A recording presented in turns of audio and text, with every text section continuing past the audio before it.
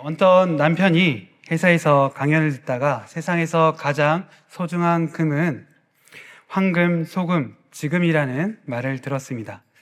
좋은 말이라고 여긴 이 남편은 바로 아내에게 문자를 합니다. 세상에 가장 좋은 금은 황금, 소금, 지금 이렇게 문자를 보냈습니다. 그 문자를 본 아내는 그것보다 더 소중한 금이 있다고 말을 하면서 이렇게 문자를 보냈습니다. 지금, 현금, 입금. 이렇게 보냈습니다. 그래서 남편이 다시 문자를 보냈습니다. 지금, 조금, 입금. 그래서 이 아내가 바로 답합니다. 지금, 조금, 칠금. 이렇게 이 모든 말에 공통적으로 들어가는 단어는 지금입니다. 그래서 세상에서 가장 소중한 금은 바로 지금입니다. 우리 지금 이 소중한 시간, 우리는 무엇을 해야 될까요? 가장 소중한 분, 부활하신 예수 그리스도를 만나야 합니다. 부활하신 예수님은 슬프고 애통하며 힘들어하는 사람을 찾아가셔서 만나 주셨습니다.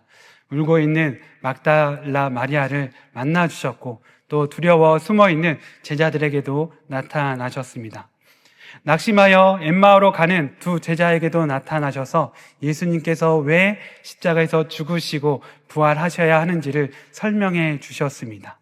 또 심지어는 예수님의 부활을 믿지 않았던 도마에게도 나타나셔서 그에게 예수님의 부활하심을 증언하셔 주셨습니다.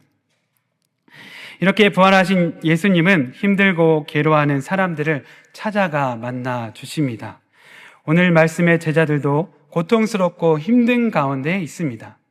왜 제자들이 이토록 힘들어 할까요? 그것은 예수님께 큰 잘못을 했기 때문입니다. 예수님께서 생전에 제자들에게 예언하셨습니다. 내가 십자가에서 죽어야 한다 라고 이렇게 예언하셨습니다. 그때 모든 제자들은 예수님과 함께 죽겠다고 굳게 맹세하였습니다. 그런데 예수님을 잡으러 군인들이 온 그날 밤 모든 제자들은 예수님을 버리고 도망하였습니다. 마가복음 14장 50절 제자들이 다 예수를 버리고 도망하니라. 거기에다가 수제자 베드로는 예수님을 3번이나 사람들 앞에서 모른다고 부인하였습니다. 제자들은 예수님께 거짓과 배신이라는 크나큰 죄를 지은 것입니다. 물론 제자들은 부활하신 예수님을 보고 기뻐했습니다. 요한복음 20장 20절에 보면 이 말씀하시고 손과 옆구리를 보이시니 제자들이 주를 보고 기뻐하더라. 그러나 이렇게 기쁜 만큼 제자들의 마음은 더 어려웠습니다. 왜냐하면 부활하셔서 영광체가 되신 예수님 앞에서 제자들은 자신이 너무나도 초라한 죄인임을 깨달았기 때문입니다. 자신의 맹세가 거짓이었다는 사실, 예수님의 십자가의 고난과 부활을 제대로 믿지 못했던 그들의 부족한 믿음이 예수님의 십자가의 고난 앞에서 완전히 드러났기 때문입니다. 제자들은 십자가 고난 앞에 철저하게 실패했습니다. 그래서 제자들은 앞으로 어떻게 살아가야 할지를 고민했습니다. 더 이상 부활하신 예수님을 전과 같이 따를 자신이 없었던 것입니다. 그들의 부끄러운 민낯이 십자가 고난을 통해 낱낱이 드러났기 때문입니다. 그런데 살펴보니 3년 동안 예수님을 따름으로 인해 그들에게는 가족도 재산도 친구도 남아있지 않았습니다. 그래서 더 심각하게 고민할 수밖에 없었습니다. 그리고 그 고민의 결과 제자들은 예전의 삶으로 돌아가길 결심합니다. 그들에게 아무것도 남아있지 않더라도 그들에게는 여전히 고기 잡는, 물고기를 낚는 어부의 기술이 있었기 때문입니다. 그래서 시몬 베드로가 이렇게 말합니다. 나 이제 물고기 잡으러 갈게. 그러자 모든 제자들이 동시에 베드로를 따라 물고기를 잡으러 갈릴리로 돌아갑니다. 제자들 모두 이제는 살아남는 어부가 아니라 다시 예전에 물고기 낚는 어부로 돌아간 것입니다. 제자들 모두 실패로 인해 자신의 사명을 잃어버렸습니다. 다시 갈릴리 바다의 어부가 되었습니다. 그렇다면 어부의 일은 잘 되었을까요? 이에 대해 성경은 이렇게 증언합니다. 그날 밤에 아무것도 잡지 못하였다. 갈릴리 바다에서는 어부들이 밤에 주로 물고기를 잡습니다. 이유는 그 수면이 낮에는 너무나도 뜨거워서 물고기들이 낮에는 깊은 수심으로 들어가기 때문입니다. 그래서 아무리 그물을 내려도 물고기를 쉽게 잡지 못합니다.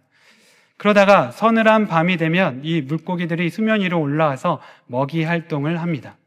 이것을 아는 어부들은 지금도 여전히 밤에 주로 고기를 잡는다고 합니다. 제자들은 그들이 가지고 있는 지식과 경험 모든 것을 동원하여 열심히 물고기를 잡았습니다. 그러나 이렇게 밤을 새며 열심히 고기를 잡았지만 그들의 그물에는 여전히 빈 그물뿐이었습니다. 이것만은 자신 있다고 생각했는데 이마저도 실패한 것입니다. 예수님 제자로서 실패했는데 이제 어부로서도 실패한 것입니다. 하나님의 사명도 실패했는데 세상 일도 실패하니 제자들의 마음은 너무나도 어둡고 두렵고 낙심이 되었습니다. 우리도 살아가면서 수많은 실패를 경험합니다. 특별히 하나님 백성으로서 성도로서의 빛된 삶을 살지 못할 때가 많이 있습니다. 저도 목회자이지만 목회에 실패할 때가 있고 또 심지어는 성도로서 믿음의 삶을 살지 못할 때도 있습니다. 그렇다고 세상 일도 잘 되느냐? 그렇지 않습니다. 세상에 잘난 사람, 또 성공한 사람과 비교하면 나 자신이 너무나도 초라하게 느껴집니다. 내 손에, 내 인생에 쥐어져 있는 것이, 남아있는 것이 별로 없음을 발견하게 됩니다. 이런 우리들을 일으켜 세워주실 분은 누구이십니까? 바로 낙담한 제자들에게 나타나신 부활하신 예수님이십니다. 예수님은 제자들의 부족한 믿음, 그들의 거짓됨, 배신의 죄까지도 사랑하셨습니다. 예수님은 제자들의 모든 것을 사랑하셔서 그들을 다시 세우시기에 낙담한 제자들을 찾아오셨습니다. 제자들은 예수님을 찾지도 부르지도 않았지만 밤새 수고하여 아무것도 건지지 못해 낙담하고 힘들어하는 제자를 보시고 그 제자들에게 나타나신 것입니다. 이런 예수님의 크신 사랑으로 제자들은 자신감을 다시 회복할 수 있었습니다. 이후에 제자들은 땅끝까지 이르러 예수님의 증인된 삶을 살게 되었습니다. 내가 계획한 찬란한 미래를 위해 사는 사람이 아닌 예수님이 주신 영원한 소망을 위해 사는 사람이 되었습니다. 마찬가지로 부활하신 예수님이 우리를 찾아오십니다. 우리를 진정으로 사랑하시기 때문입니다. 우리를 위해 죽으시고 우리를 위해 부활하신 예수님께서 우리를 버려두실 이유가 전혀 없습니다. 부활하신 예수님은 우리를 찾아오셔서 제자들에게 하신 말씀과 동일하게 말씀하십니다. 그 말씀을 통해 우리의 진짜 처지를 알게 하시고 우리의 공허함을 채워주십니다. 절망을 소망으로 바꾸어 주십니다. 잃어버린 사명을 회복시켜 주시고 우리와 영원히 함께 해 주십니다. 그렇다면 힘들어하고 아무 열매도 없는 우리를 일으켜 세우시는 예수님의 말씀은 무엇입니까? 우리가 들어야 할 부활하신 예수님의 말씀은 무엇입니까? 우리가 들어야 할 예수님의 첫 번째 말씀은 얘들아 너에게 고기가 있느냐입니다. 여기서 얘들아는 헬라어로 파이디온입니다.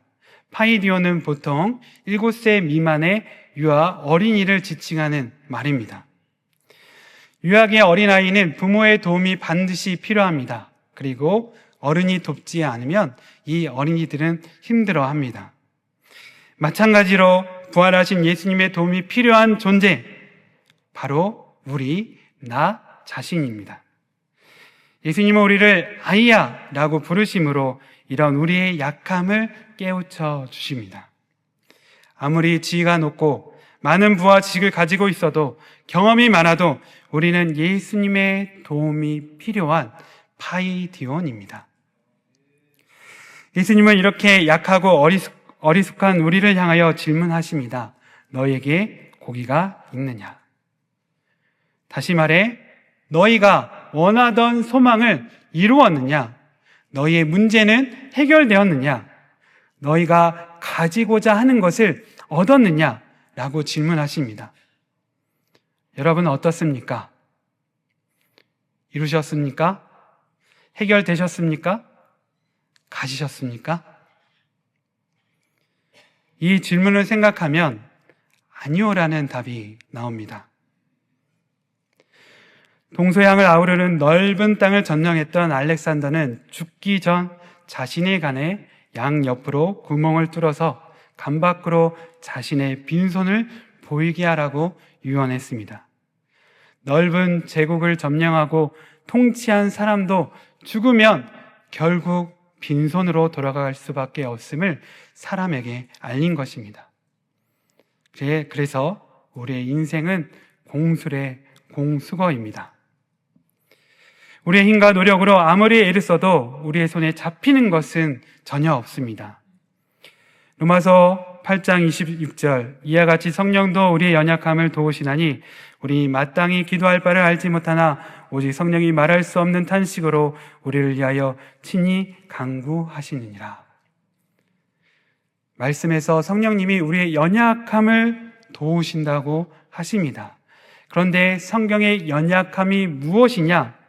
우리가 아무것도 할 수 없는 상태를 뜻하는 말입니다.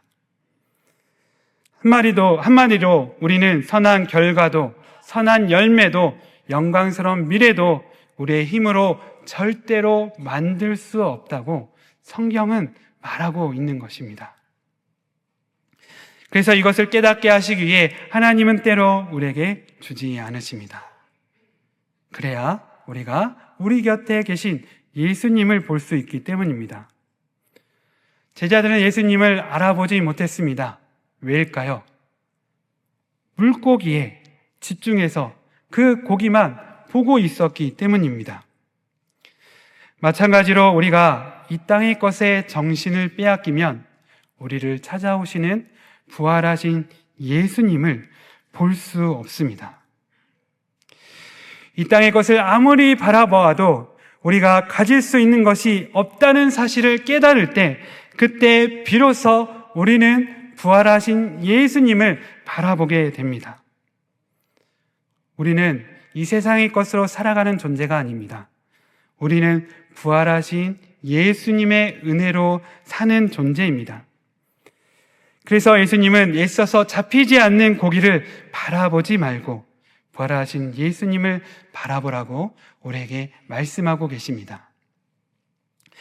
우리가 들어야 할 예수님의 두 번째 말씀은 그물을 오른편에 던지라, 그리하면 잡으리라입니다. 왜 제자들은 그토록 밤새 수고하여 많은 고기를 잡으려고 한 것입니까? 많은 고기를 잡아야 많은 돈을 벌고, 많은 돈을 벌어야 가족들과 행복하게 살 수 있다고 생각했기 때문입니다. 제자들은 행복이 지금 여기 있는 것이 아니라 먼 미래, 저 먼 곳에 있다라고 생각한 것입니다. 그런데 예수님은 반대로 말씀하십니다. 너희가 찾는 행복이 저 멀리 있는 것이 아니라 바로 지금 이곳에 있다. 그러니 지금 이곳에 그물을 내려라.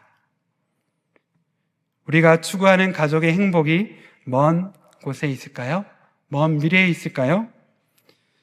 성경은 지금 가족과 함께하는 식탁에 있다고 말씀하십니다. 시편 128편 3절 말씀, 내 집 안방에 있는 내 아내는 결실한 포도나무 같으며 내 식탁에 둘러앉은 자식들은 어린 감람나무 같으리로다. 이런 가정의 행복이 돈이 많다고 생기는 것입니까? 좋은 집이 있다고 생기는 것입니까? 아니면 자녀들이 성공한다고 생기는 것입니까? 그렇지 않습니다. 그러한 조건이 충족되지 않아도 얼마든지 행복할 수 있다고 잠언은 말하고 있습니다. 마른 떡 한 조각만 있고도 화목하는 것이 제육이 집에 가득하고도 다투는 것보다 나으니라. 그렇다면 이런 행복을 내가 지금 이곳에서 어떻게 찾을 수 있을까요? 말씀에 순종하여 지금 이곳에 그물을 내려야 합니다. 그 그물이 무엇일까요? 예수 이름으로 나의 원하는 것을 하나님께 구하는 것입니다. 예수님께서 우리에게 말씀하셨습니다. 지금까지는 너희가 내 이름으로 아무것도 구하지 아니하였으나 지금 구하라. 그리하면 받으리니 너희 기쁨이 충만하리라. 너무나도 불행한 한 여자가 있었습니다. 남편은 남의 편이다 못해 완전 원수였습니다. 자식들은 왜 이렇게 말을 안 듣는지 속이 썩어 문드러질 정도였습니다. 너무나도 괴로웠던 그녀는 하나님께 이렇게 기도했습니다. 하나님, 너무나도 지옥 같습니다. 내 생명을 거두셔서 이 지옥에서 건져내 주십시오.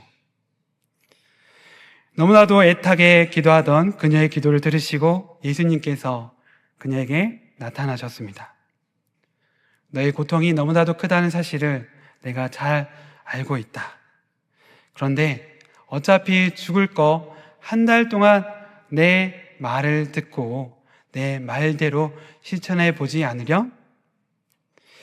한 달 정도야 괜찮겠다고 생각한 이 여인은 예수님 말씀에 그렇게 하겠습니다 라고 대답했습니다. 그러자 예수님께서 이 여인에게 말씀하십니다.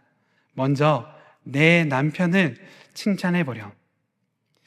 정말 칭찬할 거리는 한 가지도 없었는데 정말 예수님이 말씀하셨기에 억지로 정말 장점 하나, 작은 장점 하나 찾아서 남편을 칭찬했습니다. 그러자 예수님께서 계속 이 여인에게 말씀하십니다. 그래, 이제는 집안을 깨끗이 청소하고 맛있는 저녁을 준비해버려. 힘들었지만 이것도 어차피 죽을 것 한번 순종해보자 하는 생각으로 예수님 말씀에 순종했습니다. 그러자 예수님이 또 말씀하십니다. 이제 자녀들에게 사랑한다 말하고 그 자녀를 꼭 안아주렴. 그 말씀에도 이 여인은 또 순종했습니다. 이런 식으로 예수님 말씀대로 한 달 동안 이 여인은 순종하며 살았습니다. 그리고 한 달이 되었을 때 예수님이 다시 그녀에게 물으셨습니다. 너희 집이 아직도 지옥 같니? 그 말씀에 자신의 집을 바라보니 예전에 지옥 같은 가정이 아니라 그 집은 웃음소리가 들리고 화목하고 화평하고 서로가 너무나도 행복한 가정으로 변화되어 있었습니다. 남편은 결면적인 표정을 지으며 지금까지 한 잘못에 대해 미안해했습니다. 자녀들은 엄마의 말에 귀를 기울이며 감사하며 엄마를 존경하였습니다. 그녀는 예수님께 아니요, 저희 집은 천국과 같네요. 예수님의 이름으로 기도하고 순종하십시오. 이것이 우리의 소망을 지금 이곳에서 찾는 방법입니다. 우리가 들어야 할 예수님의 세 번째 말씀은 지금 잡은 생선을 가져오라입니다.